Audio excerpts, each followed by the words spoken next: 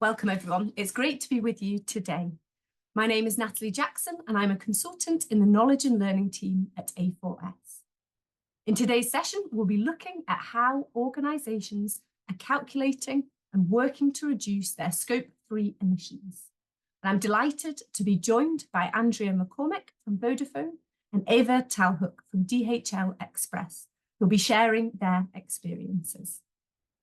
Please note that we're recording the webinar for others and it will be made available on the A4S YouTube channel and website later this month. There are 3 learning objectives for this webinar. After completing today's event, you will be able to recognise the importance of measuring and reducing Scope 3 emissions, understand the pivotal role that finance teams play in addressing Scope 3 emissions within their organisations, and be able to translate the experiences and learnings of others to your work. The webinar will last about an hour. We're going to have a short intro and then head into a discussion with our guests, and then there'll be some time for Q&A. So please do drop your questions in the chat function and we'll do our best to answer these. So firstly, I'll just provide a very quick overview of Scope 3.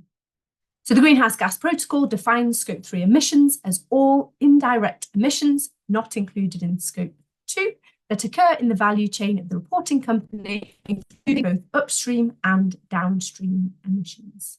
With Scope 2 being indirect emissions from the generation of purchased or acquired electricity, steam, heat or cooling consumed by the reporting company. The Greenhouse Gas Protocol establishes a global standardised framework for businesses, governments and other organisations to measure and manage their greenhouse gas emissions. It has the world's most widely used greenhouse gas accounting standards, including the Corporate Value Chain Scope 3 Accounting and Reporting Standard. The Greenhouse Gas Protocol has gained further traction and prevalence due to its incorporation into standards such as the IFRS S2 climate-related disclosures.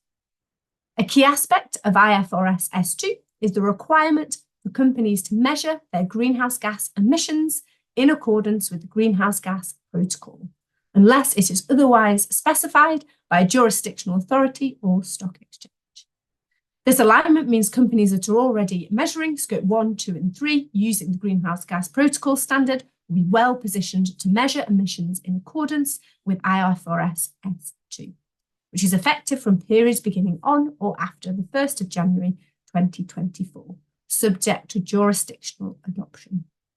There is a 1-year transition leave offered to companies who currently measure under a different basis than the Greenhouse Gas Protocol. The Greenhouse Gas Protocol categorises Scope 3 emissions into 15 distinct categories, such as downstream leased assets, waste generated in operations, capital goods and use of sold products. These are intended to provide companies with a systematic framework to organise, understand and report on the various activities within their value chain. Defining the organisational boundary is also a key step in corporate greenhouse gas accounting.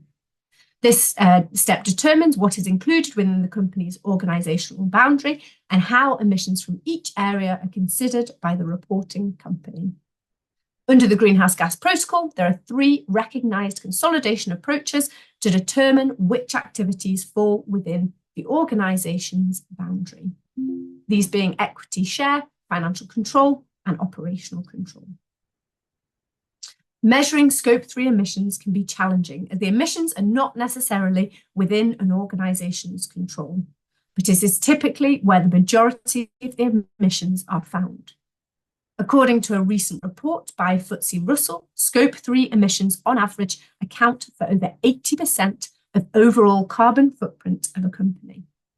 And whilst they're the largest contributor to the emissions inventory, often, the lack of control can create challenges around the availability and quality of Scope 3 data. By calculating Scope 3 emissions, organisations are able to assess where the emissions hotspots are across the value chain and prioritise more targeted emissions reduction strategies. They can make more informed decisions about the procurement policies, product development and operational logistics, and identify which interventions will have the most impact.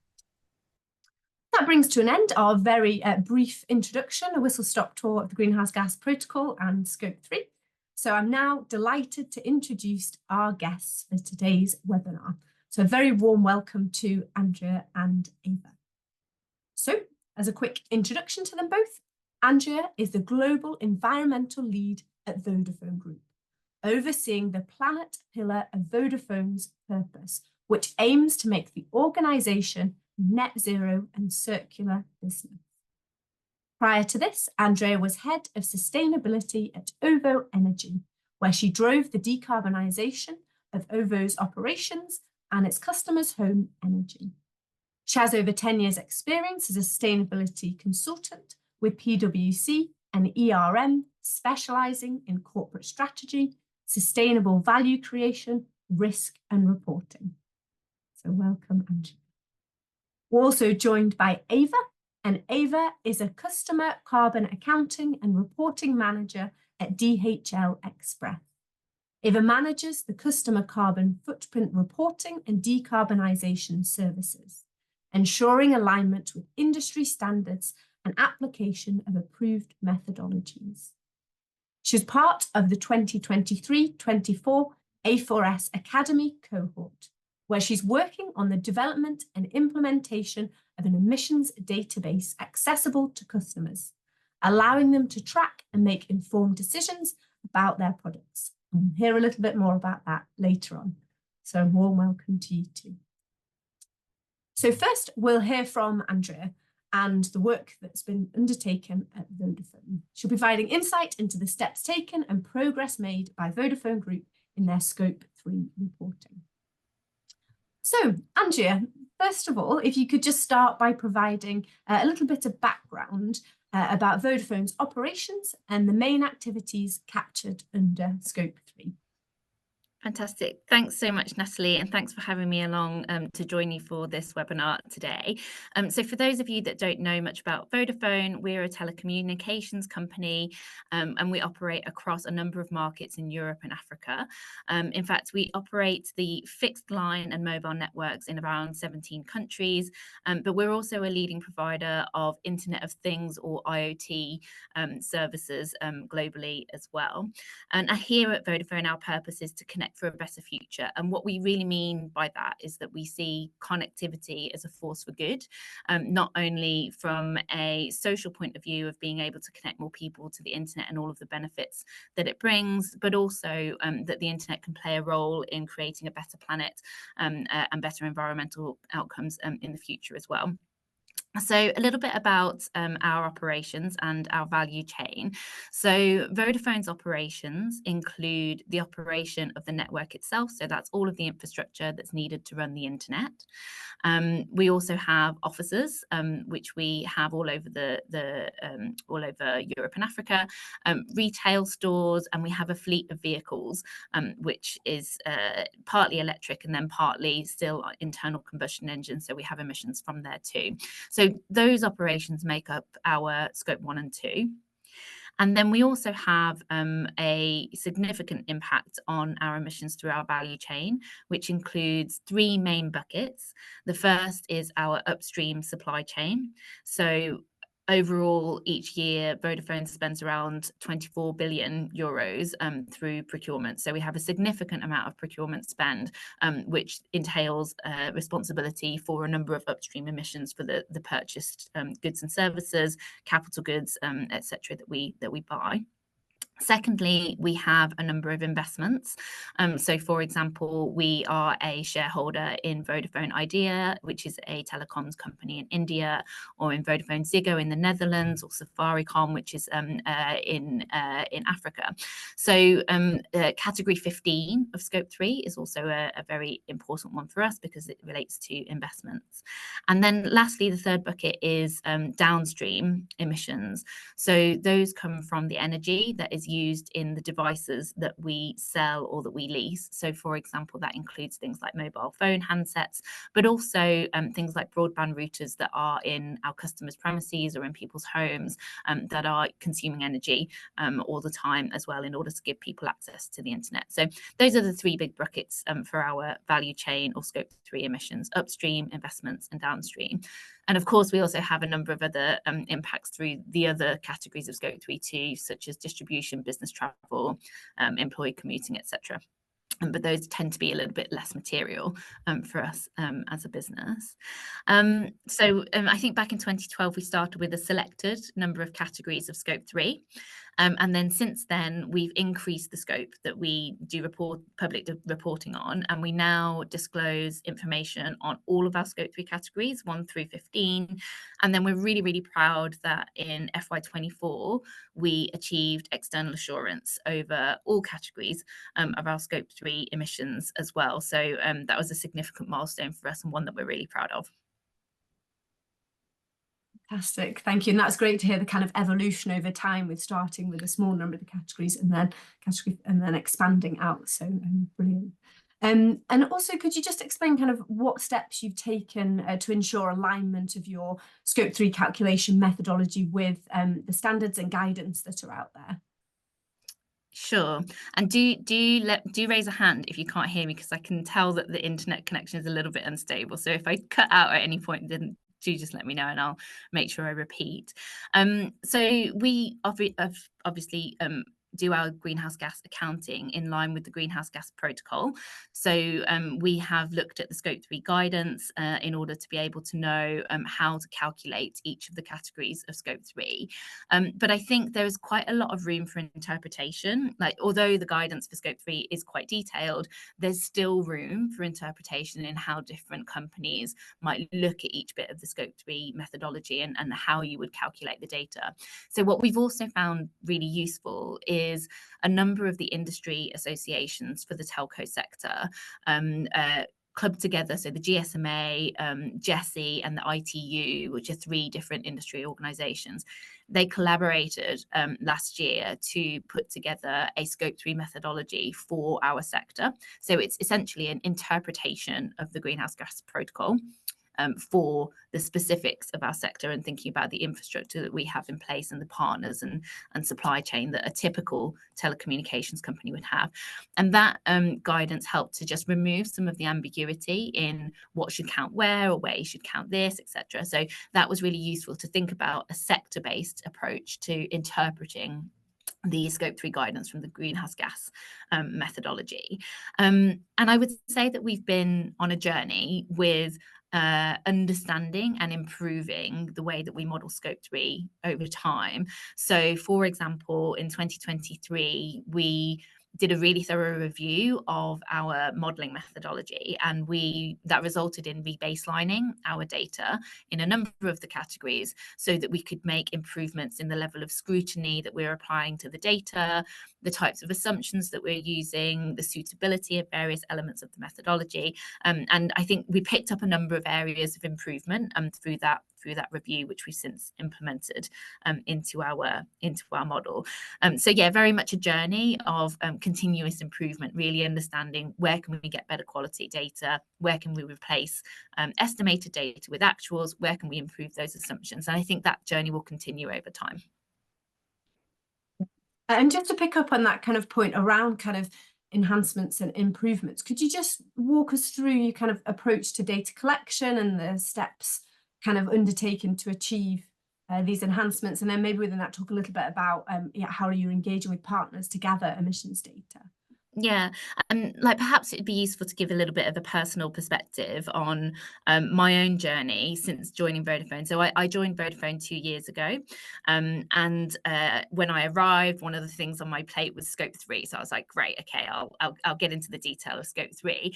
And what I picked up was a document that had been left by my predecessors of, this is how we've put together our Scope 3. We'd had external help on that as well. So we had consultants that had put together information.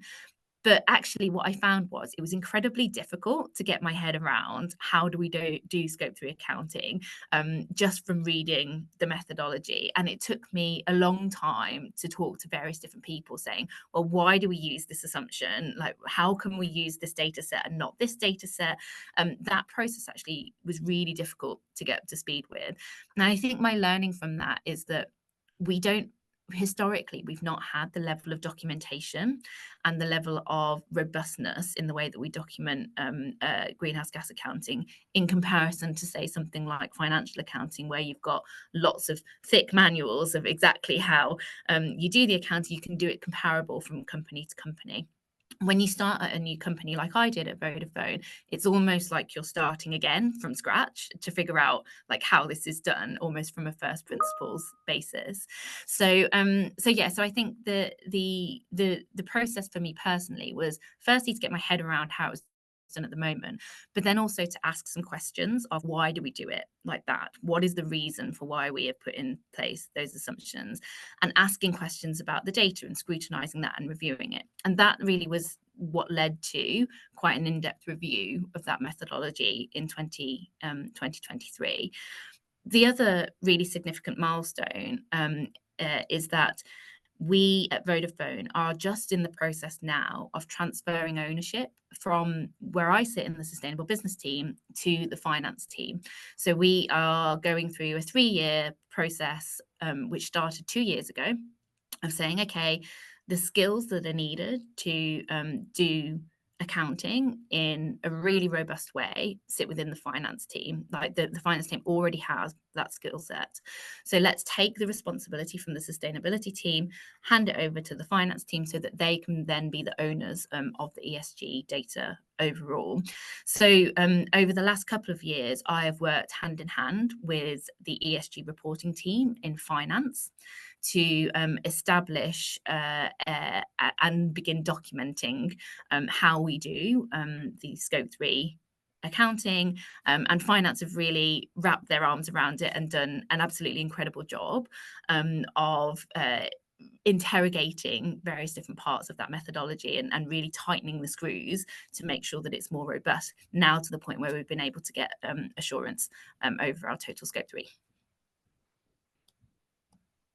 And that's music to our ears, because obviously A4S, are very passionate about working with finance teams and bringing that kind of rigor and processes and all those kind of core skills within finance teams to sustainability data information. So that's great to hear. And I think, Natalie, like the other thing to say is that when you're doing Scope 3, it's intrinsically tied to what you do with other stakeholders. So because the emissions come from your value chain partners, it's really important to work with those partners to get actual data, and to engage them in the process and get their buy-in. So for example, we have worked with suppliers of our network equipment to look at the methodology that they use for doing the product carbon footprint of what they sell to us.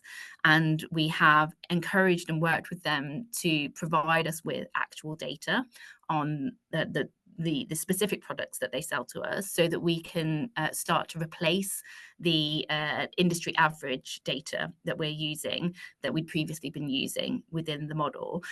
So what you may recognize that as being moving from spend-based data in our category 1 and 2 Scope 3 emissions, purchase goods and services, moving from spend-based data, which is how much have we spent on these various different product categories, and can we work out an industry average of what the emissions would be, through to, okay, we know that we spent on this particular product, let's take the product carbon footprint of that product and replace it within the model.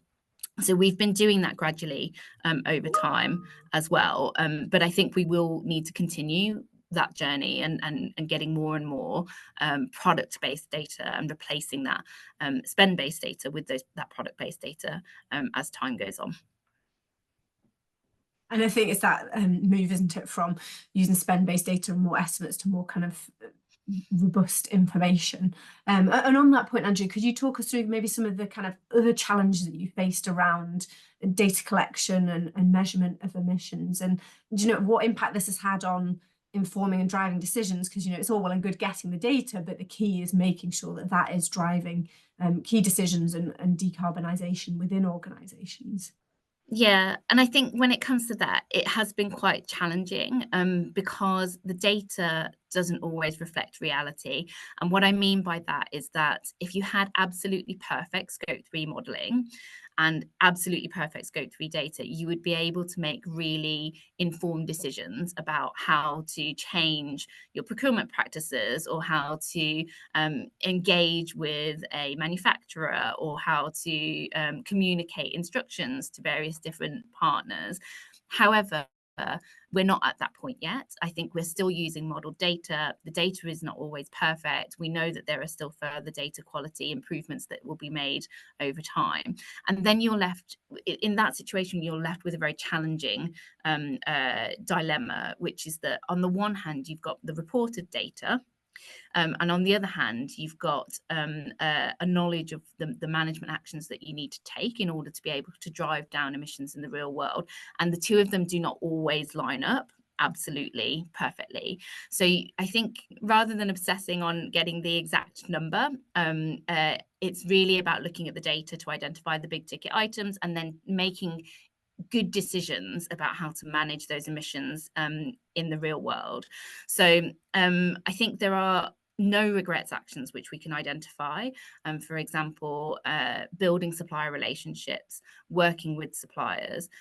Those actions will be valuable irrespective of exactly what the number is that you're going to report. And then over time, you need to do two things in parallel. One is improve the data, and then the other is lay the foundations for real world emissions reductions through your management plans. And it's really important to do those two things together and not to wait for the data in order to be perfect before you make any management decisions. So that's what I would say is the key. One of the key challenges is really communicating that and getting an understanding within internal stakeholders within the business that's something that you can move forward with, and you don't need to hold back because you don't have the perfect data. It's also really challenging to communicate that to external stakeholders as well. So for example, investors. So investors will look at the annual report. They will say, okay, well, I can see that scope 3 emissions are going up and down. They may not always have an appreciation of how that might be affected by a change in methodology, or by rebaselining of the data, or by a change in like the data inputs that you've put into the model. So communicating that to investors can sometimes also be a very challenging thing to do, and I think requires broad improvement in understanding of scope 3 across the board, not just within the community of corporates, not just within the community of finance, but also more broadly amongst investors and business customers, governments, etc. Absolutely, it's key that kind of making sure that understanding is there and being transparent, because as you say, there's kind of moving parts that need to be navigated and communicated appropriately, and spot on in terms of don't wait for the perfect data to take action, because then it'll be too late. So brilliant, fantastic. Well, thank you for sharing, Andrea. Please, those in the audience, please do share questions that you've got for Andrea about Vodafone's journey and what she's shared so far. We'll also share in the chat function a document that shares a little bit more about Vodafone's methodology. And we'll now move on to speak to Ava. So Ava will be giving us insights into DHL Express's, that's a bit of a tongue twister, DHL Express's approach to scope 3 and the calculation of its customers' emissions. So welcome, Ava. Thank you for having me. Pleasure. So if you could just start off by giving us a little bit of background about your organisation's operations and how these operations affect the scope 3 emissions of customers. Sure. So DHL is a global logistics provider, and we provide logistics and express mail services to a wide range of customers globally. Our operations encompass a vast network of transportation and delivery services, and a typical route of a shipment then can be broken down into 4 sources of emissions, that being air, road, pickup and delivery, and real estate. Air emissions would then encompass around 90% of the total emissions, and these operations would then significantly contribute to the scope 3 emissions of our customers. And then Scope 3 emissions are a critical focus because they would account for the indirect emissions that occur in our customers' value chain, which are often the largest part of their carbon footprint. Thank you. And as we asked with Andrea as well, could you just talk us through kind of what methodology and guidance that you're using in your Scope 3 emissions calculations? Yeah, so we use the greenhouse gas protocol as the primary framework for calculating the Scope 3 emissions, and this involves the collecting of data from various sources such as fuel consumption, energy use, and emissions from our transportation fleet. This is where improving the data quality and availability plays a critical role, and we are applying emission factors that are updated regularly to ensure this accuracy. Additionally, we would leverage the advanced data analytics to provide detailed and reliable emissions reporting to our customers. And in those reports, we would comply to the ISO 14083 principle and the GLEC framework, which are specific frameworks for the logistics industry. And we mentioned in the kind of introduction that you were part of the A4S Academy. And I know that part of your implementation plan, you were planning to help develop an implementation tool where customers can monitor their Scope 3 emissions based on their product choices. Could you just share a little bit more about the tool and what it aimed to achieve? Yeah, certainly. So I focused on the Express Go Green dashboard, which is a tool designed to help the customers monitor their Scope 3 emissions, as you mentioned, based on their operation with DHL Express.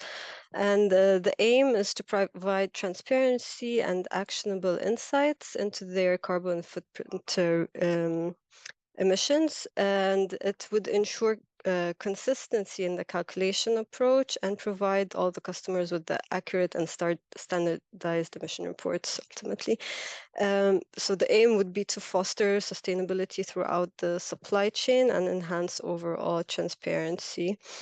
I actually would like to share a snippet of what the dashboard would look like. So ultimately, DHL would offer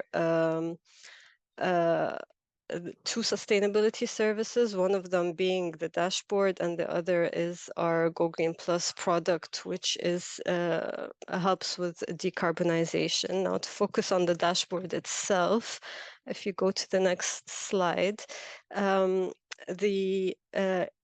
so this dashboard was actually like the next generation of what we had originally, which was Excel extract with the emission reporting. But the dashboard was updated basically to have better ease of use, more accuracy and granularity in terms of the data that's provided, and it's free of charge. And if you go to the next slide, we can go through the pages that are actually in the dashboard. So we have 6 pages. It's Power BI dashboard, but unfortunately, I had to share the static version here, but to give you an idea. So this would be the overview page of the customer report after selecting a period and the accounts of the customer and scope. So it's based on billing data. You would have the general data on the first page, so well-to-wheel, tank-to-wheel emission intensity. Then in case a customer is a big one, they would have different divisions. In this example, there are 2. We have the transport mode, so the emissions per transport mode, as I mentioned, air would be the biggest chunk here. And product group, this would give clearance of if they use more road-based or air-based products. And then we have the destination country. What I like here is also that with those KPIs, you can compare to previous years to see how things are going. So in this case, the emissions are going up. If you go to the next slide, that would be the next page, which is the more detailed page. And here you would see the emission breakdown based on different dimensions, and you can actually combine all the dimensions that you can see at the top. So here it was just selected by month and year, and then you would see the emissions for each month. So this was created for January to June 2024, and you would see all the emission data related to these months.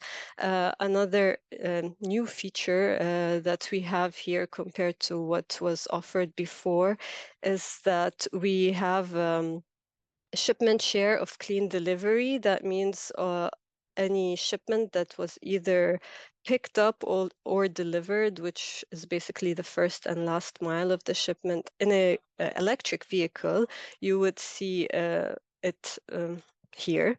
So and then you also have the weight share of Go Green Plus. As I mentioned, Go Green Plus is the decarbonization service we have via the use of sustainable aviation fuel. So you would see how much of the weight was shipped using this service. And then if you go to the next page, you can actually press on any one of those rows that we just saw and drill down to shipment level view. So here you would have the airway bill numbers listed and all the adjacent details for each shipment to be available. So you have all the, again, similar KPIs that would be relevant. So, and this case, weight, distance, emissions, ton kilometers in a general sense. And then if you go to the following page, you have an emission and shipment trend page here. This gives you a good visualization to compare period to period and make analysis. As I mentioned before, this specific customer had an increase in emissions, but if you look at the first row here, the number of shipments actually went up by 3%, which can also validate this increase in emissions. And you have the relative KPIs here also that could also be telling of how the shipments are varying across the periods, and then again a breakdown per mode. And in parallel, you can have a side-by-side time comparison for any KPI that you pick at the top. So here we have the emissions per kilo that was chosen on the top right corner, and then under it we have the clean delivery by period. And then the next slide, please. You can see also the geographical flow. So here you can see the shipment volumes and emissions by origin and destination country. So that way you can see where you are shipping most and basically where most of your emissions would come from based on origin and destination. Cool part here, which we can't see unfortunately, is that the map is actually interactive. So if you press on a specific origin destination field from the country perspective on the left, the map on the right, which shows basically city to city comparison, would also dynamically shift and show you the cities that you are shipping to or from the most. And then finally, if you go to the next slide, we have the top 25 lanes, which would also give you a breakdown of the top lanes you are using to deliver your shipments. And you can see further details like the emission intensity parallel to that information. So that's it in a nutshell, I would say. Thank you. It looks like a really useful tool. And one question we've had from the audience actually as well, is this dashboard available for all DHL customers? And I'll kind of roll that into another question as well, which is around kind of, you know, how you've engaged with customers in the development of the tool and what have kind of been some of the maybe key challenges. Yeah, it's available for all Express customers that basically have an account number, because as I said, it's based on billing data. So we would trace back the billing data of a specific account. So that's how we identify the scope of the customer. And that way we can identify the shipments and the airway bills that are related to that customer. And again, as I said, so this was inspired by what was already there, and we decided on taking the customer feedback actually to improve the existing offering, and the feedback always revolved around having it it was static, and now it's Power BI, so it's more interactive and easy to read. We also added some essential KPIs that some some of our customers follow standards and that are set, for example, in the Nordics and the retail industry. So some KPIs that they needed were not present in the old reporting. So we integrated that as well. And we also integrated the period over period comparison, which also was asked about by the customers because they would like to see how things are going compared to previous years. And then finally, they always wanted more detailed data, and that's where we introduced the per shipment level view, where you can see the airway bill level details. And this tool is currently internal, so by the request of the customer, anyone from our sales community could log in and retrieve any data for their customer that they need, and they can share it with them. But we are working on having this be a self-service tool, and have the customer be able to log in and get what they need on demand eventually. Thank you. And Ava, just one last question before we come to the kind of formal Q&A with both of you was, obviously you were part of the Academy programme and you sit within the finance team, and a lot of our audience will also sit within the finance team. So, you know, what has been kind of the key role of the finance team in your work around Scope 3? So as I said, a lot of the data comes from billing data, but of course we also have operational data, and the involvement of the sustainability team is with the finance team is essential to actually set attainable goals, I would say. So we have the numbers to let the sustainability team know that it could be achieved eventually, or is it aiming too high? So that's what we're trying to have the financial and non-financial part be aligned in that sense. Thank you. Well, thank you to both Ava and Andrea for sharing that. We'll now move on to some of the questions from the audience. I can see some have already come in, but if you do have any other questions, please do post them and we'll do our best to cover them off. I can see lots of questions about data. I love questions about data. So, Andrea, if we go to you first, we've got a question about kind of giving the complexity of tracking and reporting on Scope 3 emissions. How do you ensure that the kind of underlying data is maintained securely and accurately across supply chains, and what kind of technologies and methodologies are being used to manage kind of data at scale? Yeah, so it goes back really to the spend-based versus product-based data that we use when it comes to these upstream supply chain emissions. So at Vodafone, part of our upstream emissions from categories 1 and 2 is calculated on procurement spend. So what we do is we take the procurement spend data from our business as usual systems that we have for procurement, and we do a mapping of the product categories within the product spend, the procurement spend, to an EEIO database of emission factors. So an EEIO emissions factor database, for those who aren't familiar, is an environmentally extended input-output That's what EEIO stands for. It's a set of emissions factors that look at the typical emissions that come from these types of products or product categories based per dollar of spend. So we know what the industry average emissions are, and we times that by the procurement spend. So that is the first methodology that we would use. As you can see, there are some challenges with that. So, for example, if we work with a specific supplier on reducing their emissions, we won't necessarily see that reflected in the emissions that are reported or calculated for that supplier if we are using an industry average emissions factor. So the goal for us is also to move away from spend-based data where we can, and to get product carbon footprint data from our specific suppliers instead.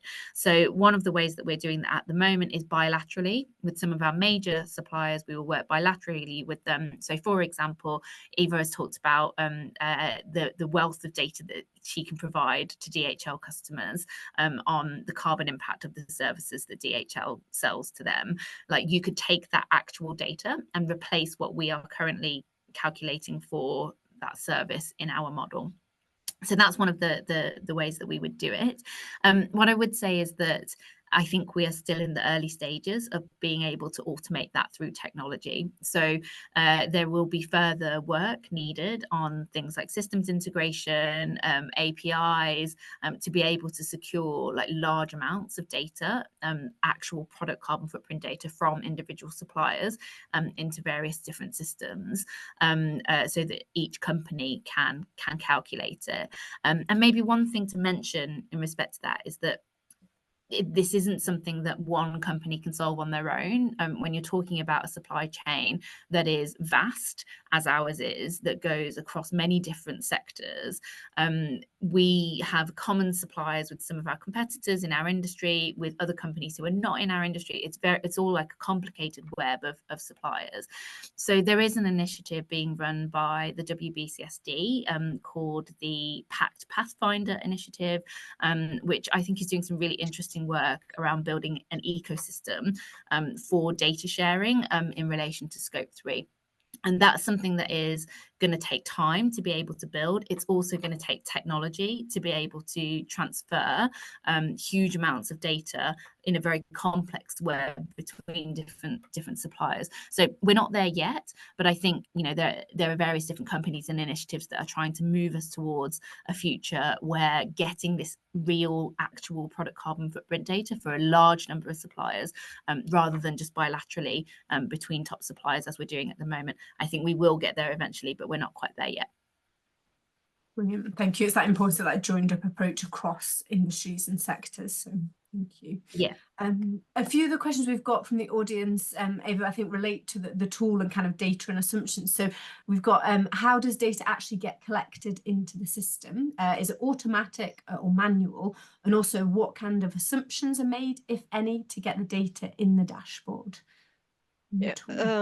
So the initial basis of the calculations are emissions derived from our operational and production activities, which are sourced from the actual fuel consumption, or otherwise then they would be calculated indirectly. So that would be the assumptions part, I guess. That's where we would use industry averages, and the data gets into the system via direct connections to our operational data and our billing systems. The only thing that is still manually updated is the emission factors in a bulk upload. Basically, we still do that in Excel, unfortunately, but working on automating that as well. Yeah. You. I see we've also got a couple of questions around kind of auditing and assurance, and I know, Andrea, you mentioned that Vodafone had gone through a process around that. So the two questions was kind of, is it difficult to quantify emissions? I think the answer is probably yes, but talk about that. And then also, is such data open to assurance and audit? Yes, I'd say it is difficult to quantify emissions sometimes, but that's largely to do with like, you know, making sure that the data inputs are accurate and the assumptions are accurate. I think that having said that, when it comes to calculating any emissions, it is the amount of an activity that you're doing multiplied by the emissions factor related to that activity. So at the very, very base of it, it is one number times another number will give you the answer. So I think, sometimes when we've got all of this complexity around how you calculate it, it's important to just remember that what it boils down to is just how much of an activity are you doing and what is the emissions associated with each unit of that activity. Is the data open to assurance or audit? Yes, absolutely. So in exactly the same way as you would apply assurance or audit to financial data, you can do the same for non-financial or ESG data. So yeah, I think it's really about going back to first principles of stepping through the process of where you get data from, how you've got controls over that data to make sure there is integrity, accuracy, completeness in that data, and then being able to evidence that through documentation. So you apply those exact same principles when you're looking at scope 3 data. And if you're able to do that from a first principles perspective, then you will be able to get assurance or help support an auditor to move through that to get assurance over that data as well. So yes, it is very much possible. And Ava, the specific question around is the DHL dashboard assured for customers auditors to rely on? Yeah, so the underlying data behind the emission factors is audited by Deloitte, and then the whole methodology and how we are calculating everything is audited by also external auditors called SGS, who are specialists in this type of audits. So yes, I would say in short. Yeah, and I think we touched on a little bit of this already around kind of assurance and also data quality.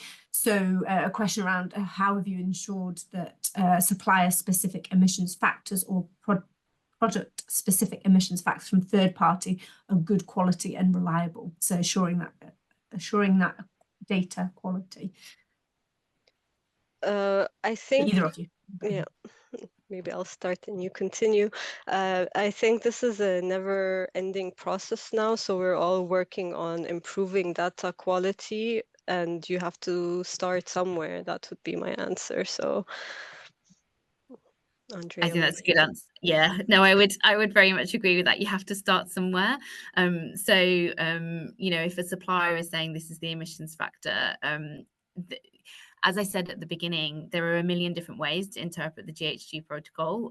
So it's really difficult to standardize the way that emissions factors are produced. So I think you have to start somewhere, and it will give you a sense of magnitude of scale, if nothing else, because hopefully it's at least in the right ballpark. So yeah, that's what I would say there is you can never completely guarantee that it's been calculated the same way that you would, but it gives you somewhere to start. And Andrea, just to pick up on that as well, talking about the greenhouse gas protocols, we've got a question around, what are the best practices for selecting the appropriate calculation methods for different categories of scope 3 emissions? If you could just touch on that and the kind of approach at Vodafone. Yeah, I think our approach from Vodafone, it was very customized, and actually I've seen that reflected in pretty much every other company that I've looked at as well, is that the way that you construct the model for scope 3 is really highly customized to each company. So the protocol will give you a good sense of how to approach it, and I think speaking to other businesses, particularly in your own sector, will also give you some good tips about benchmarking different methodologies to use. But ultimately, I think each company needs to look at how the activities happen in their own operations and value chain, and then come up with the right modeling to be able to reflect that. We did have support from an external carbon consultancy in order to do that. I think for those who were starting out on the scope 3 journey, getting an experienced carbon consultant to support you in putting together that model for the first time will give you the benefit of the insight that they have had from looking at other businesses who have also calculated scope 3. So I would encourage people to lean on external experts if you are really starting that model from scratch. Fantastic. And Ava, anything to add on that point from DHL express perspective?